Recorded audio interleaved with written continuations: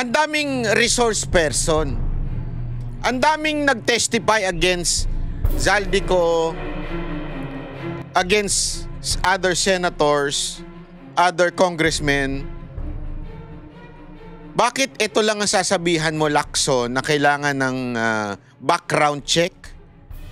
Talagang full record check? Background investigation? Kasama ba dyan yung pagkawala niya sa background investigation? Ako yung nagtatanong lang. Diba? Kasi, tandaan niyo, diba? They tried to discredit him by hinukay pa, diba, ni Tulfo, ni Erwin Tulfo. Sabi niya, oh, ito, galing ito sa Malacanang.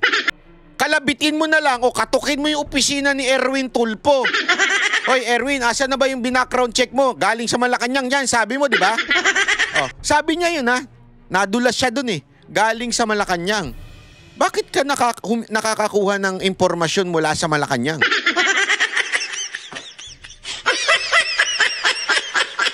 Hindi, isipin nyo na mabuti yan, ha? Sinabi ni Tulfo galing sa Malacanang. Therefore, nakikialam ang Malacanang sa investigasyon na ito. They're trying to discredit this guy from Malacanang. Ganong katindi po ang pressure from Malacanang. Yung kanyang nilabas kagad in a matter of how many minutes yun? Kasi binigla eh. Kine-question kasi nila bakit daw binigla itong witness na ito ni Marcoleta.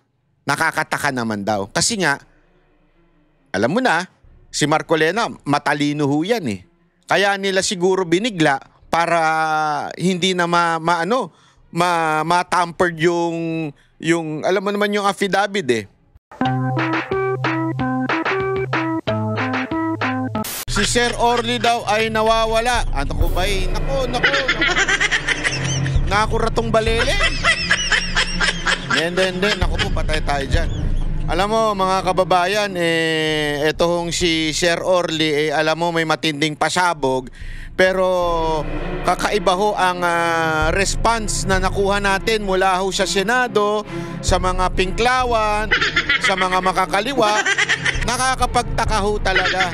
Dito mo malalaman talaga na sabi nga ni Chis Escudero, orchestrated ang mga ginagawa nitong kampo ni Romualdez.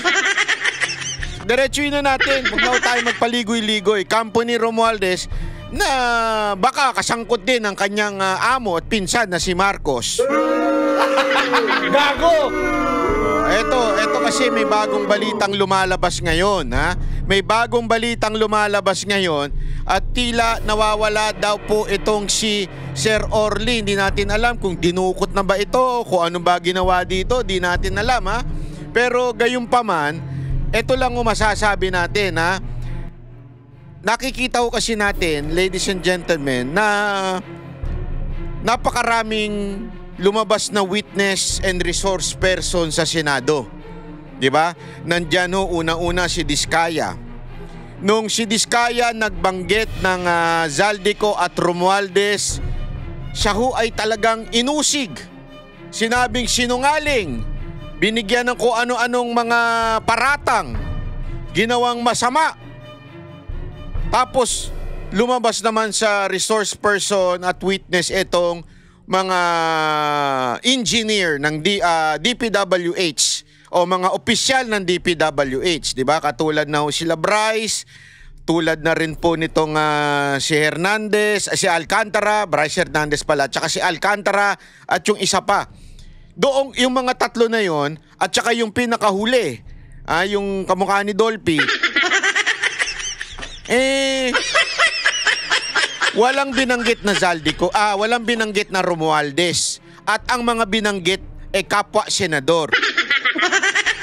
As expected, nung hindi binanggit si Romualdez, ladies and gentlemen, yung mga yon ay naging bayani.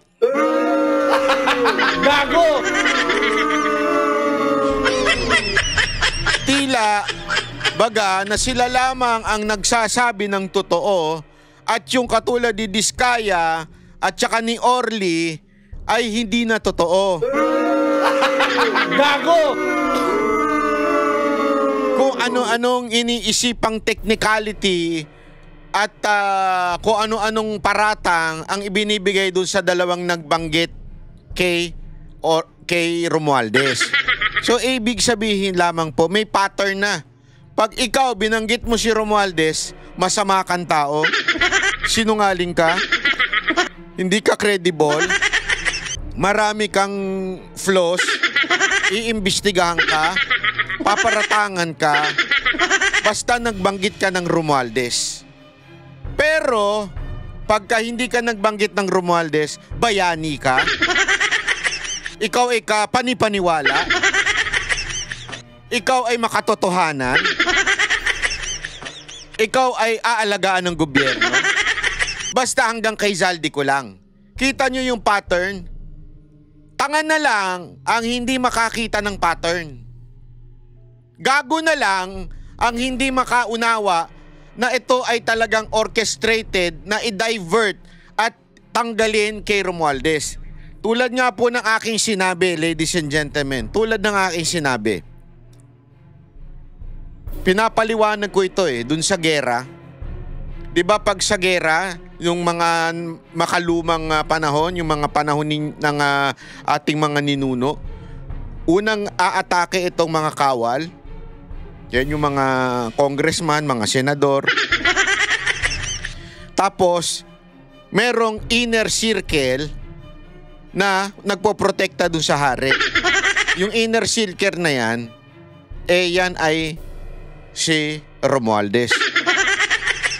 Kaya, itong mga nasa labas o yung mga umaatake, ay pinoprotektahan nila yung inner circle. Dahil pag napatumba yung inner circle, ladies and gentlemen, tatamaan na yung hari.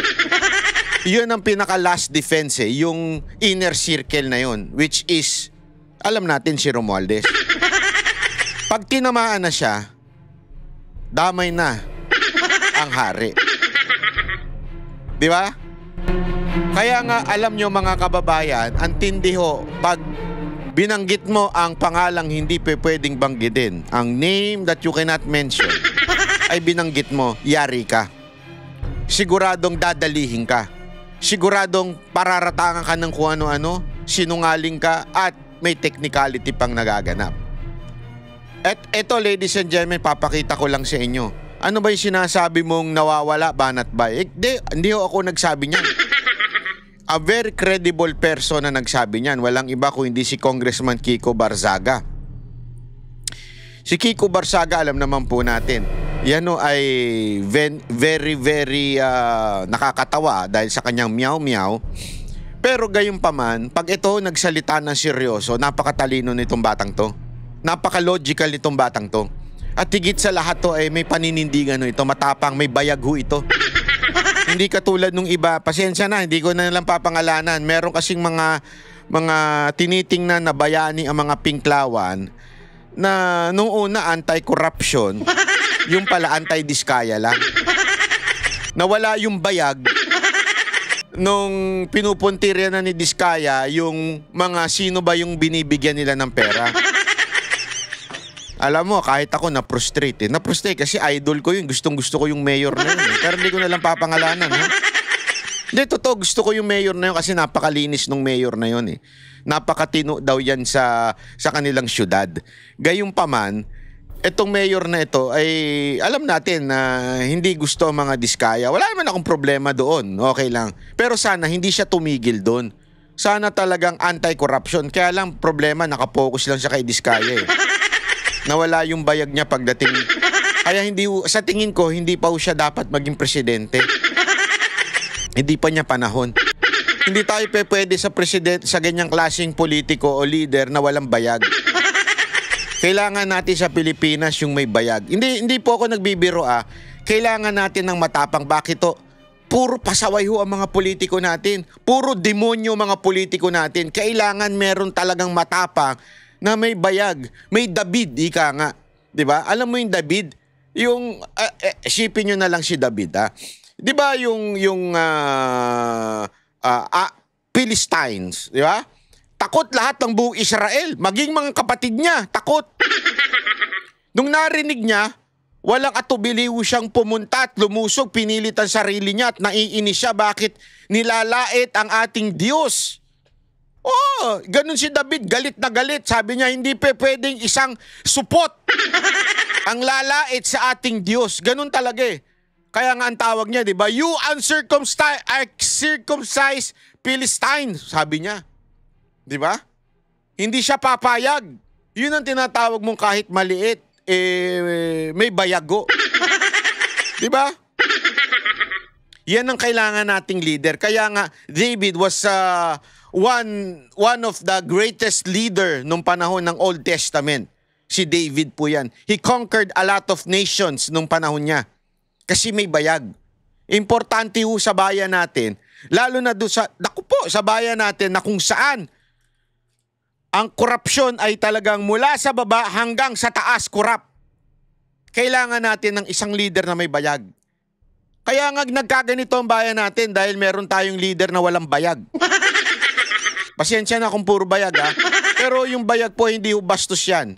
Yan po ay simbolismo lamang ng isang taong walang tapang, walang courage, walang braveness sa kanyang puso. Eto nga po si Congressman Kiko Barsaga, matindi ho ang tapang nito. At ito ang kanyang sinabi. Orly Regala Guteza, the witness who testified against Romualdez can no longer be reached. Naku po, patay tayo dyan.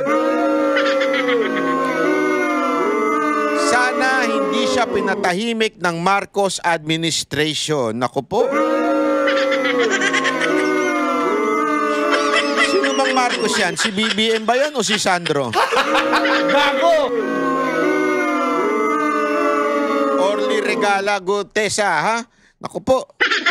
Magparamdam ka naman sa amin, ha? At ako nga, sabi ko nga dun sa post ni Bato, handang tumulong sa iyo ang Banateros. Saan paraan? Hindi po sa pera, hindi. Wala naman po kaming pera. Hindi po sa kahit anuman. Kung hindi sa public statement o kung saan man kakailanganin ang social media ng iyong pahayag. Kasi yung media talagang tinatarget ka. Kaliwat kanan ang pag-i-interview para i-discredit ang iyong credibility. Kaliwat kanan po ang mga ini-interview nila na to discredit ikaw. Para tanggalan ka ng kaya nga alam mo, dapat yung mga kapwa Marines nito, retired man o in service pa, dapat to you stand behind this Orly Regala. Kasi alam nyo, grabe ho yung kanyang sinabi kahapon na talaga namang ngayon ikini-question pa.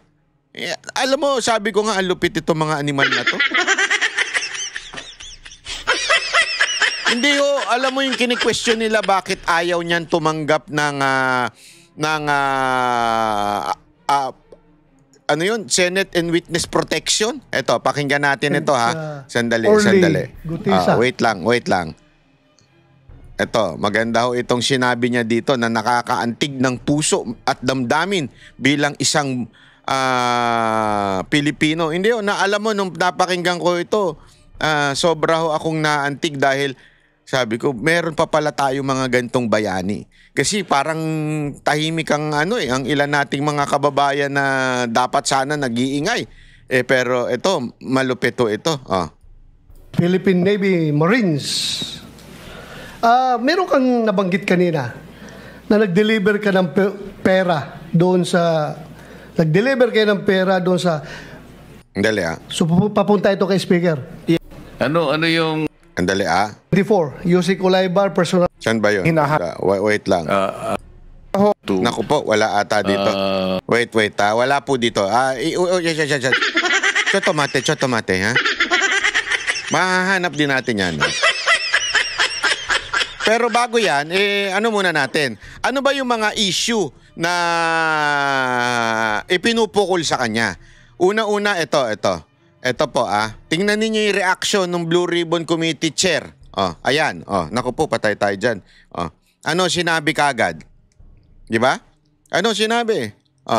Ayan Lacson's order full record check. Naku po.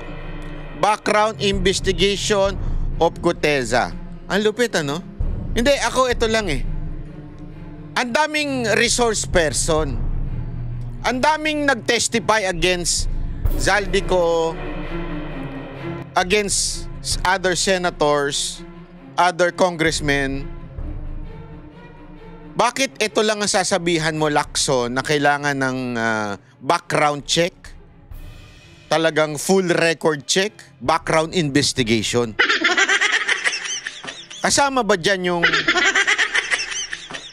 pagkawala niya sa background investigation? Ako'y nagtatanong lang. Diba? Kasi, tandaan niyo, diba? They tried to discredit him by hinukay pa, di ba, ni Tulfo, ni Erwin Tulfo. Sabi niya, oh, eto, galing ito sa Malacanang. Eto ang record mo. Galing sa Malacanang yun, ha? Siya nagsabi. Si Erwin Tulfo nagsabi nun, galing ito sa Malacanang. Eto record mo, eto pinagsilbihan mo. Oh. He was not dismissed. Nag-resign lang po siya. Kasi mandatory, 50 plus na po siya. Hindi pala mandatory. I think it was early retirement. May mga ganun kasi. May mga kaibigan din po ako nag-early retirement. Kasi parang meron silang kailangang pag-atinan na pamilya. O yung iba gusto nila mas ma-enjoy pa yung buhay. Ganun. So nag-early retirement ito. Tapos may alok kasi na I think mas malaki. Yung sa Coca-Cola. Siguro. Dahil private nga naman. Pag private, mas malaki ang bayad. So nagpunta siya doon. Oh. Tapos tsaka siya kinuha ni Zaldico na bilang aide. Alam mo, si Zaldico ngayon sumagot. Hindi niya i-deny ito eh. Hindi niya nga i-deny ito eh. Yung lantaran danayan na hindi ko tao yan. Wala sa record niya, wala sa ano. 'Di ba? So anong ibig sabihin nito? Ibig sabihin, yung background check ninyo, Lacson, ayun na. Kalabitin mo na lang o katukin mo yung opisina ni Erwin Tulfo. Hoy Erwin, asa na ba yung background check mo? Galing sa Malacanang yan, sabi mo, di ba? Oh, sabi niya yun ha. Nadulas siya dun eh. Galing sa Malacanang. Bakit ka nakakakuha ng impormasyon mula sa Malacanang?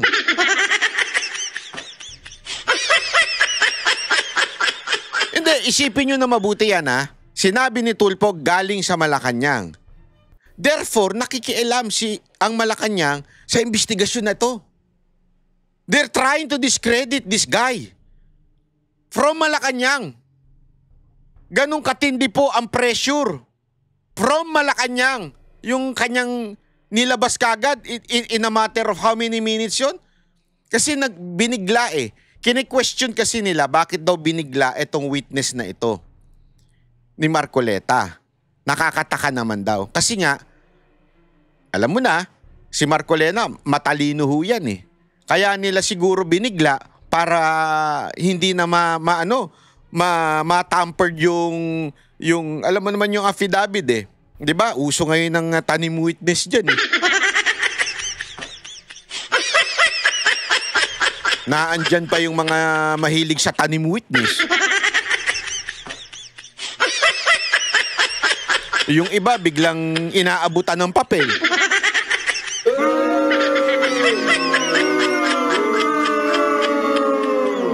Siguro kaya binigla na lang ni Marcoleta para hindi maabutan ng papel o hindi mabigyan ng 1 milyon.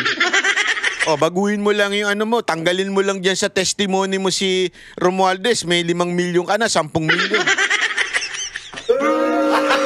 Gago! Ang bihira. Let's assume halimbawa lang, I'm not saying this is true. Let's assume, totoo yung mga corruption issue kay Zaldico o di kaya kay Romualdez. Let's assume lang. Do you think they cannot afford to give millions for a witness to change their testimony? If totoo, pero I'm not saying it's totoo that is still needs to be proven ng court. Pero just in case lang totoo. Hindi kaya nila kaya magbigay ng ganong kahalagang milyon-milyones? Hindi kaya nila kayang tapatan yung mga sinasabi ng mga DPWH official?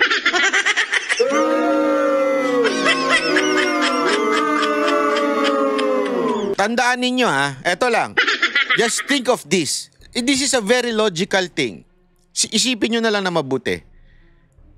Kung yung mga DPWH na yon, nga umamin dyan, di ba? Si Bryce, kung sino-sino pa, yung si Alcantara at saka yung si kamukha ni Dolphy, di ba? Halimbawa na lang, sila po aminado tumanggap ng pera. Aminado nagsusugal sila, yung iba doon nagsusugal ng malaking-malaking pera. Ibig sabihin, money is something na may hawak sa kanilang pagkatao. Inamin nga nila eh.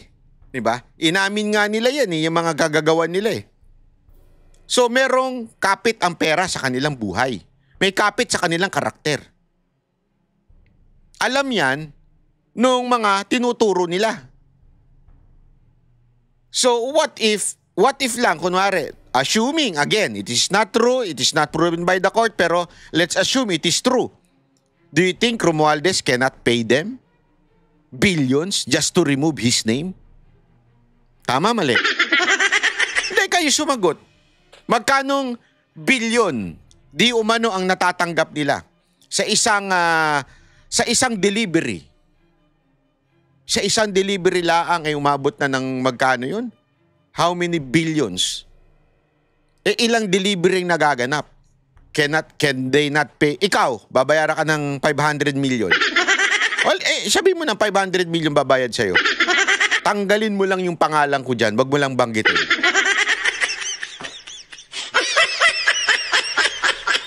Pwede ka na mag-retire niyan. Pwede ka nang magtago niyan, mag-retire niyan eventually. O baka pwede pang sabihin, magka mag-alala. Akin yung Senado. Tuta ko yung mga nakaupo dyan.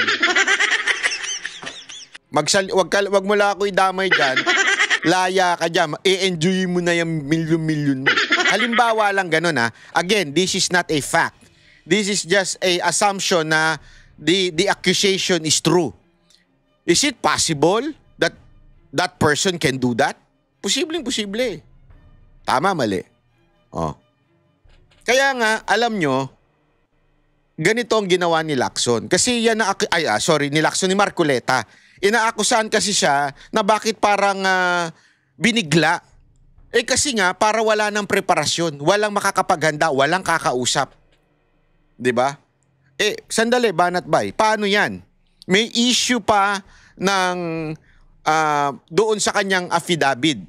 May issue daw ng tawag dito, may issue daw ng pagpepeke ng kanyang notaryo. Okay? Eto muna. Pakinggan po natin sa abogado. Gaano ba kaimportante yung notaryo at yung bang notaryo ibig sabihin ay nagsisinungaling ka kung hindi totoo yung notaryo? Di ba? Alam naman natin sa Pilipinas, huwag na tayo magmaang-maangan. Sa Quiapo. Hindi lang sa Quiapo, kahit sa iba pang mga lugar. Lalo na sa mga government institution like LTO, may mga notaryo dyan sa paligid. Wala naman talaga abogado. Ang naggaganon lang, meron lang silang pang-stamp, yung mga sekretary nila. Huwag na tayo maglukuhan. Tangina, kagawain sa Pilipinas yan. Sinong niloko mo? Pumunta ka, magpanotaryo ka, nandun yung abogado, nakaupo. Sosyal yan Nagpa-practice yan habang yung kanyang notary office, yung sekretary na lang gumagano. Naalala ko kahit sa UP meron yan doon sa parang ano ba pangalan? Kalimutan ko na yung pangalan. Yung parang kinakainan namin doon. May ganyan din, notary na taga-tatak lang. Hindi ibig sabihin, peke yun talagang iniiwan lang. So ano ibig ko lang sabihin? Yung notaryo ba kung sakasakaling hindi talaga yung abogado ang nagnotaryo nun, maituturing mo yung testimony ay kasinungalingan? Ayan ang tanong. Tanungin natin ng ibang abogado yung objective. Wala pa yung plus. Wala pa yung added element. Ako, nag-testify ako. Hindi ibig sabihin, pineke ko yung notaryo. Halimbawa lang, pineke ko yung notaryo. Ibig sabihin, hindi na totoo yung sinasabi ko. Nagkataon lang, maybe tinamad ako. tinamad akong pumunta doon sa notaryo o kaya yung sekretary na lang ang nagnotaryo o kaya kinopya ko na lang or even hindi ko pa nga pinanotaryo. It doesn't mean yung sinasabi ko ay peke. Sinabi ko nga yun testimony ko nga yun akin nga yun, ako nga nagsabi. Bakit ka ba nangingilam? Bakit mo ba sinasabing hindi totoo tong sinasabi ko? Akin yan ito yung experience ko, naranasan ko, ako mismo nakaranas. Plus, ito pa yung plus, aside from that, okay, na hindi niya pwedeng sabihin hindi totoo yung sinasabi ko dahil pineke ko lang yung notaryo. Aside from that, so, really, yung mga nagdidiin tungkol sa notaryo, it's just another way of diversion or technicality para lang sabihin na hindi totoo yan, hindi totoo. Sandali, under oath na siya. Ito ako, sumusumpa na magsasabi ng totoo at walang dagdag, walang bawas, pawang katotohanan lamang, so help me God. Ako nanunumpa na ngayon, eto na sinasabi ko na, kinikwento ko na yung nararasan ko. That notary is nothing. Whether it is true or not true yung pumirma, mali yung pirma, mali yung date, sino nagtatak, wala nang epekto yan sa sinasabi ko kasi eto na nga ako, nag-o-taking na nga ako dito sa harapan ng buong publiko, pati senador. Hindi na mababago yun. Tama yun, sa madaling salita. Pwede nang itapon yung notaryo. Kung ako, pakakain ko sa mga senador yun pakakain ko sa mga senador yun. Sasabihin ko talaga sa kanila, ito na yung notaryo nyo. Bakit kayo nakapokus sa notaryo? Nagsasalita na nga yung tao Nagbigay na siya ng testimony niya, may bayag nga siya Tapos kayo, anak kayo ng weteng.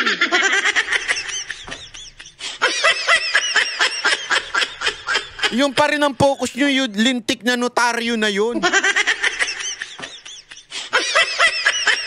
Nag-o-taking, personal na nagsalita. Alam mo kasi ganyan sa korte.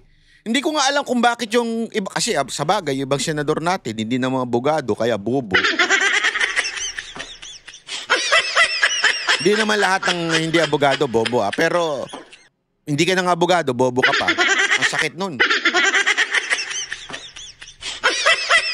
Kasi sa korte, authentication is very important.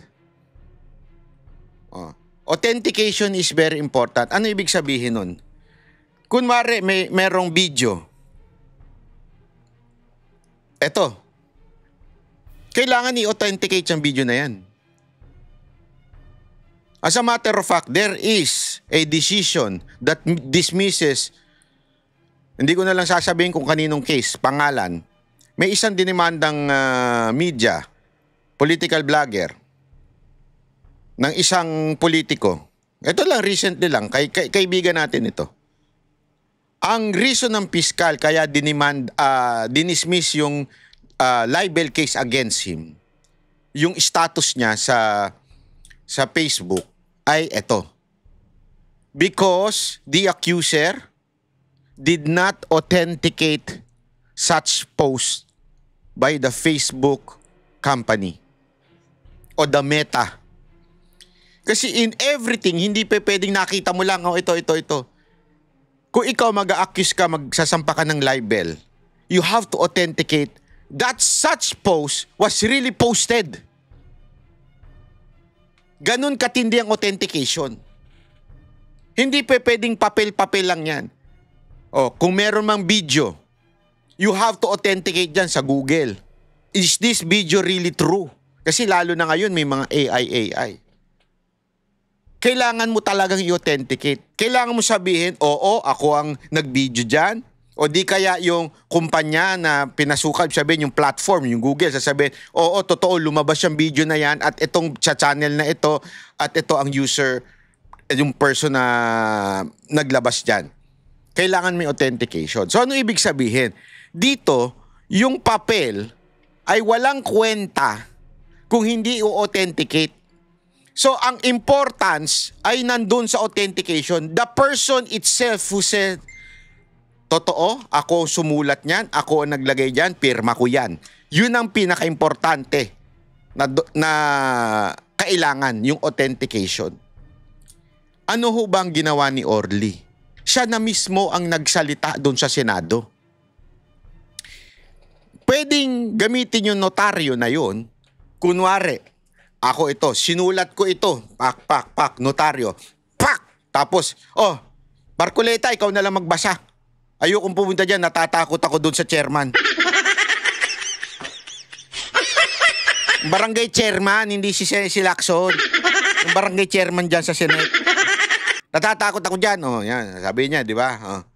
Tapos, babasahin ngayon ni Marcoleta. Ito ang salaysay ni Sir Orly, bla bla bla bla bla bla.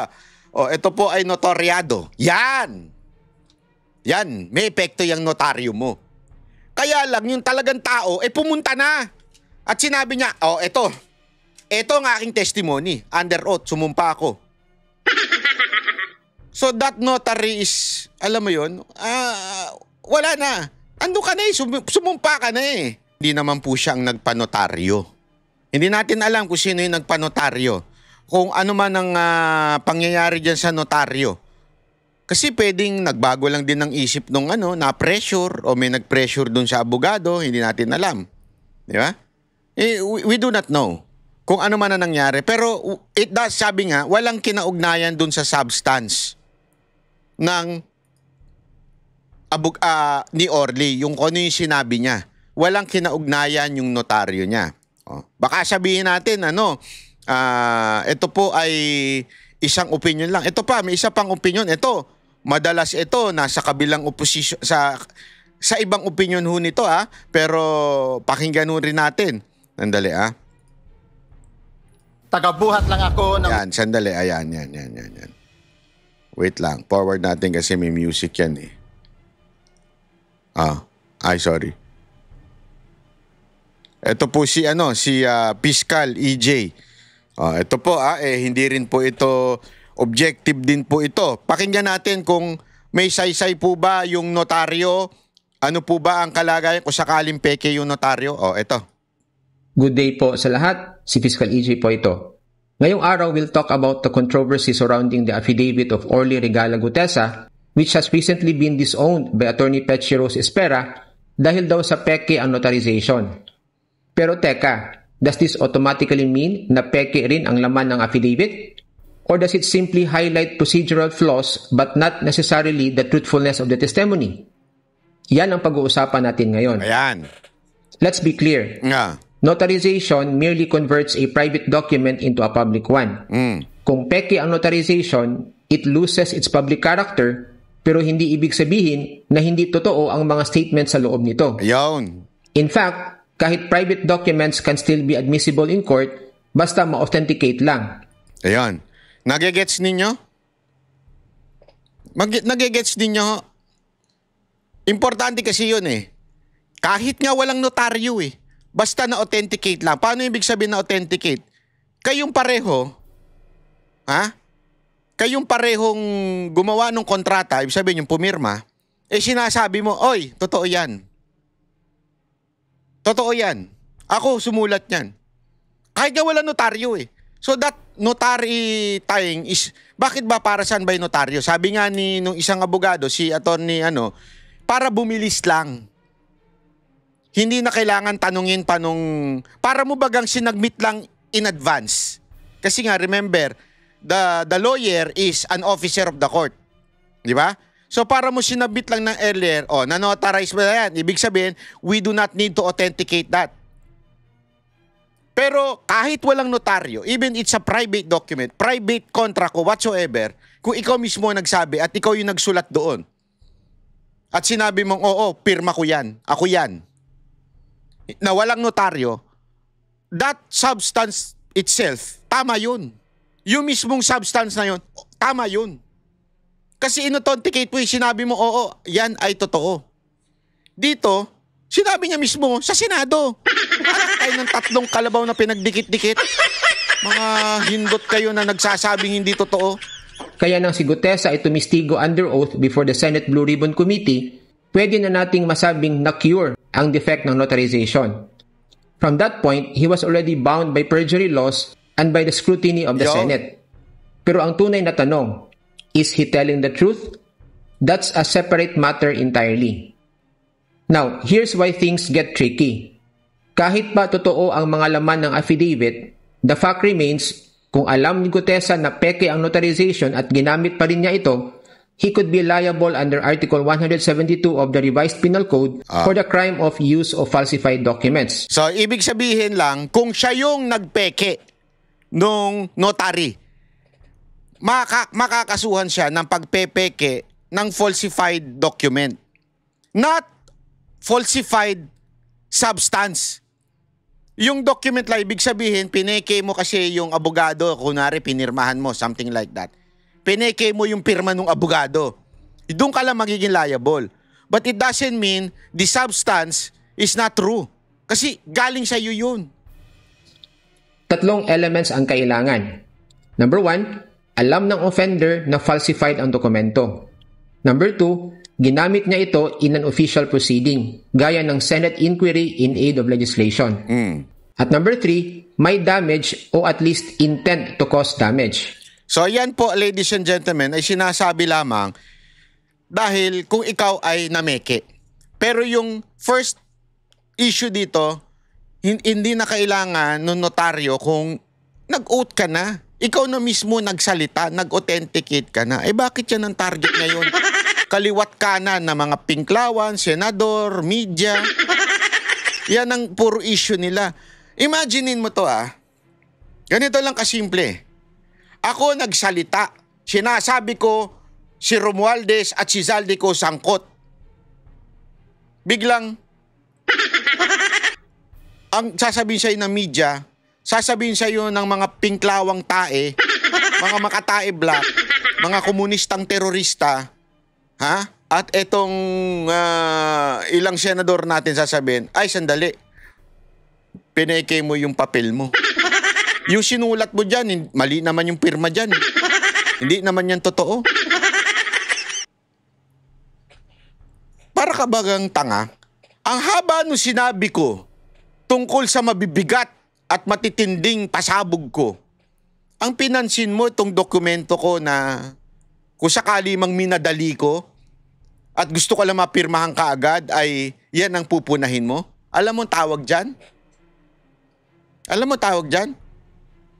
Technicality. Gusto mo lang dalihin sa technicality. Alam mo ba, yan ang gawain ng mga abogadong gustong ilusot yung client nila na nagtutulak ng droga? Bibigyan kita ng example. Ayoko nang magsalita kung sino.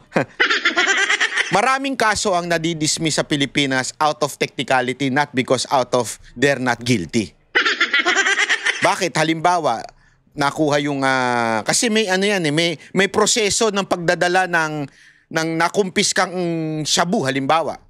Kunwari may nahuli na shabu. Mali yung pag-transfer, mali yung paglipat sa piskal, pag-submit sa piskal, na nagkamali lang ng proseso.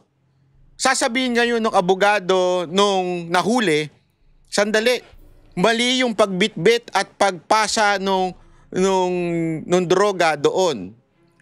'Di ba? Hindi dapat isinabmit ng ganitong panahon, ganitong oras. In other words, dinali sila sa technicality. Pero putang ina, huling-huli mo na hawak yung shabu. Nagtutulak, nagbabenta, nagbibigay. Huling-huli mo na. Tapos, sasabihin mo, technicality. Yan ang mga tarantadong paraan para mapalaya ang isang guilty na tao minsan. Ginagamit yan technicality. Halimbawa, di ko na lang ito? Ito'y katang isip lamang. Umorder ka, nagpa-deliver ka ng bulko-bulkong Mary J. Nagpa-deliver ka ng Mary J. ng sobrang dami. Bulto yan. Yung lalo na yung mga high grade pa. Di ba? Nagpa-deliver ka sa bahay mo. Natuntun ngayon ng kapulisan. In-entrap ka ngayon kung tatanggapin mo ba ito. Tinanggap mo. Tapos pinirmahan mo. Di ba? Yung receive.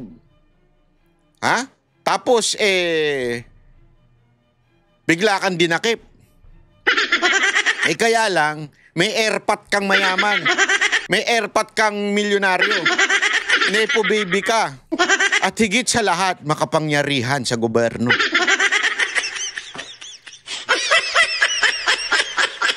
So, yung tatay mo, pinagalitan ngayon yung mga nanghuli sa'yo.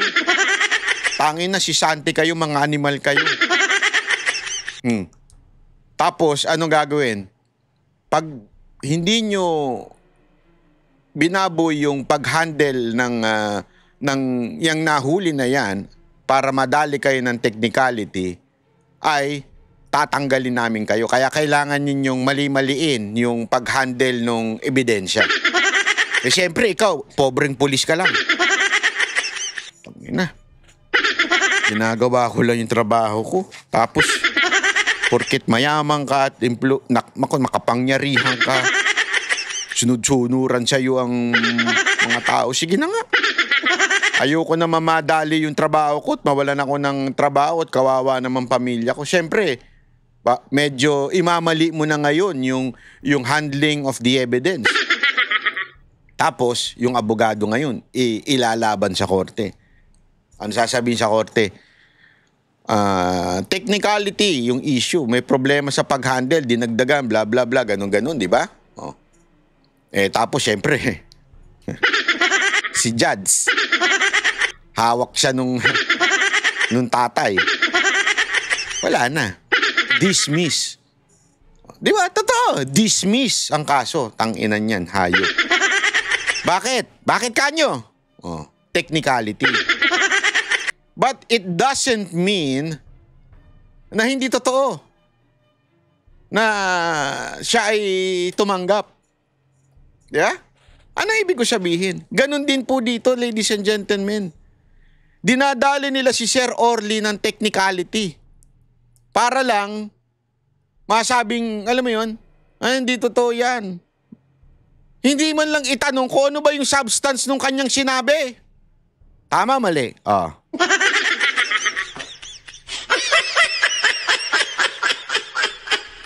Diba? Kaya nga ito pakinggan natin itong sa kabilang panig naman. Sa kabilang panig, kung anong kanyang eksplanasyon. Kung bakit itong si ay dapat makasuhan o di kaya ay dapat questionin yung kanyang credibility. Alam mo, ano ba yung sinasabi kong hustisya? Kasi sa mundo na ito, wag niyo laging kakalimutan na merong hustisya na sa bansa mo. Diba? May legal justice. But because of human frailty o because of human nature, minsan yan justice na yan napakahirap makuha agad-agad. Sa Pilipinas, alam naman natin ang justice ay depende yan sa estado mo, sa buhay. Pag mayaman ka, napakatagal na lintik na justice niyan. Pero pag mahirap ka, napakabilis po niyang justice na yan. Diba? Ganun naman po sa Pilipinas Huwag na ho tayo magmangmangan. Talagang, sabi nga nila, magnakaw ka ng kaperaso sa Uncle John's, kulong ka kagad. Talagang may pronouncement, Totoo naman pagka magnakaw ka lang ng kaperaso, kulong ka kagad. Pero yung billion, kailangan dumaan sa due process. Lintik yan. Ganyan sa Pilipinas Di ba? Huling-huli mo na, kailangan pa dumaan sa due process. Hindi. Eto Paano mo nasabing huling-huli? Tingnan ninyo yung salin. Bakit lumobo ng ganong kalaki? In a span of how many years? Di ba? Ang daming ways to know if that person is really a corrupt person. Bakit tumaas din yung kanyang allotment sa kanyang budget? Napaka-obvious na. Si tanga na lang magsasabing, yan putang inang yan, hindi magnanakaw yan. Or kung hindi man tanga, may pinoprotektahan political interest. Di ba? Yan ang katotohanan. You know why all of these things, hindi nila ginigipit yung mga nasa ibabaw? It's because they don't like BP Sara Duterte. Not because they want really justice. O sasabihin na natin anti-corruption. They're not anti-corruption. They're anti-Duterte. And anything that falls out from pagiging anti-Duterte, pwede nilang bitbitin. Pero pagka makikinabang ang mga Duterte sa kung anumang pinaglalaban nila, even if ito yung dapat ipaglaban tulad ng anti-corruption, hindi nila ipaglalaban yan. Bakit? Ang makikinabang yan ang BP. Ganon sila kahipokrito. Hindi tayo ganon eh. Ang masama, masama. Ang korupsyon ay korupsyon. Kung sino man na makinabang yan sa pananagot ng mga korap na opisyal sa gobyerno, wala tayong pakialam. Basta importante sa atin, yung putang ina, ninanakaw na yung pera natin. Ang laki ho ng bilyon po. Isang ano lang ha, isang delivery lang, almost 1.7 billion dun sa speaker. Dun sa kabila naman, how many millions? Ganong kalaki sa isang delivery lang. Allegedly, ang dinideliver doon. Diba? I mean, hindi pa ba dapat natin talaga itong imbestigahan ng todo-todo? Hindi ba dapat natin to talagang panagutin? Hindi eh. Ginigipit pa natin yung mga nagsasalita. Si Diskaya una nagsalita niyan, ginipit ninyo. Pangalawa, ito, ginigipit nyo na naman. Diba? Dinidiscredit ninyo. Kaya nga, sabi ko nga, sa mundo na to, napakahirap makahanap ng hustisya. Sa Pilipinas, lantaran na yung korupsyon. Ang sigaw pa rin nila, anti-Duterte sila. Paano natin makakamit ang hustisya? Kaya nga alam mo, sabi ko, ito ang pinakamatinding justice of all. Itong anak ni Zaldico. This is something really very painful. Painful na nga yung ilaglag ka ng mga kaibigan mo.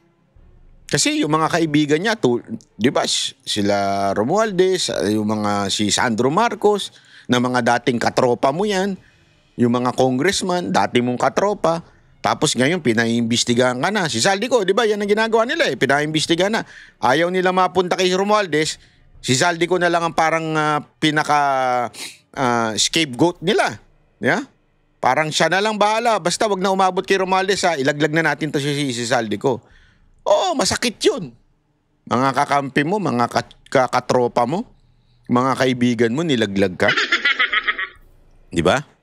Tapos biglang ganyan. Oh. Anong ibig ko lamang pong sabihin? Masakit yun. Pero may mas matinding masakit. Ano? Yung itakwil ka ng anak mo. Yan ang pinakamasakit sa lahat. Alam mo yun, masakit yung kaibigan mo partner mo, yung ano mo, mga katrabaho mo, katropa mo. Pero yung anak mo na yung nagsasabi sa'yo dapat kang managot, dapat kang umuwi dito. Ang sakit nun, Brad. Sakit nun. Yun ang hustisya.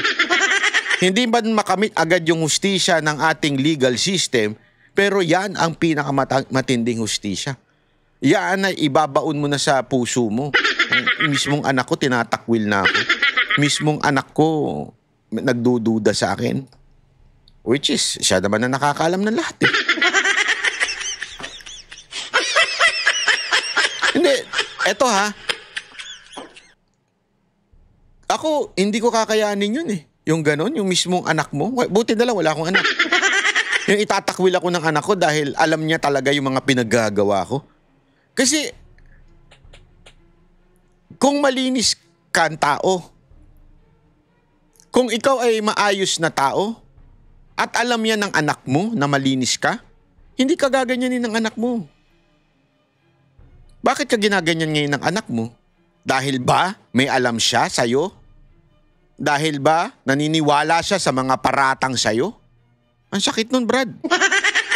Ang sakit nun. Dala-dala mo yan sa pagtulog. Bakit ganun?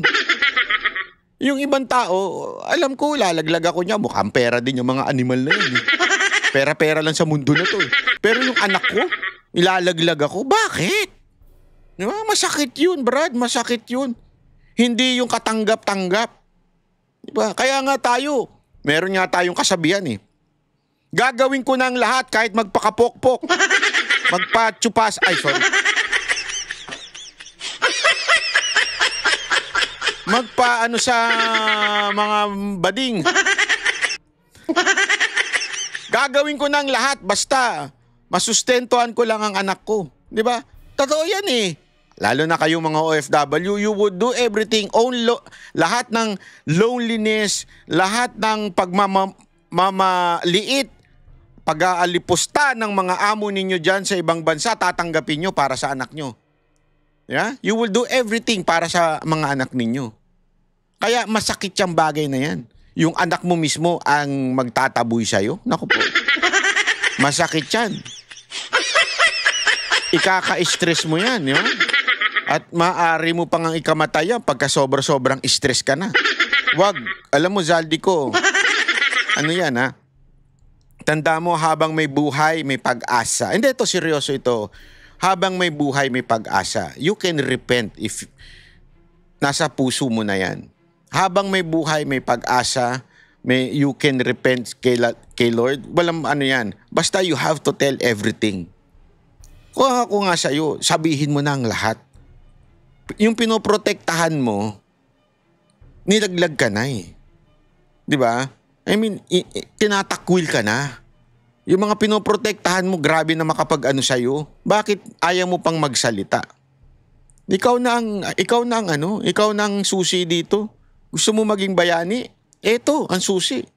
Ilaglag mo kung sino man ang nag-uutos sa'yo, kung sino man ang dapat ilaglag. Di ba? Nasa sa'yo na yan. Kaya nga, if all of these things na ina-accuse sa'yo ng tao, which is lahat, wala atang hindi nag-accuse sa'yo, it's time for you to talk and tell the whole truth, nothing but the truth. Kasi the truth will set you free.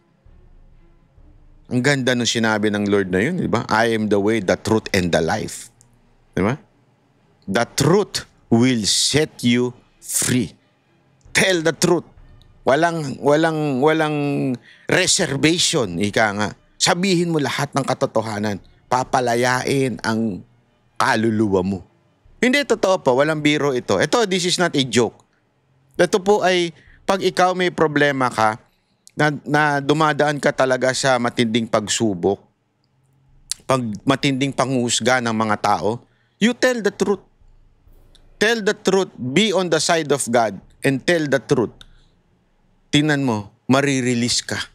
All the guilt and everything, marirelease ka. Kasi sinabi mo yung totoo eh. Hindi ka nagtago at yun na nga. Yun ang sabi ng ating Diyos. Kaya, yun lang, payo ko sa'yo. Kung ayaw mo, di wag. Bahala ka.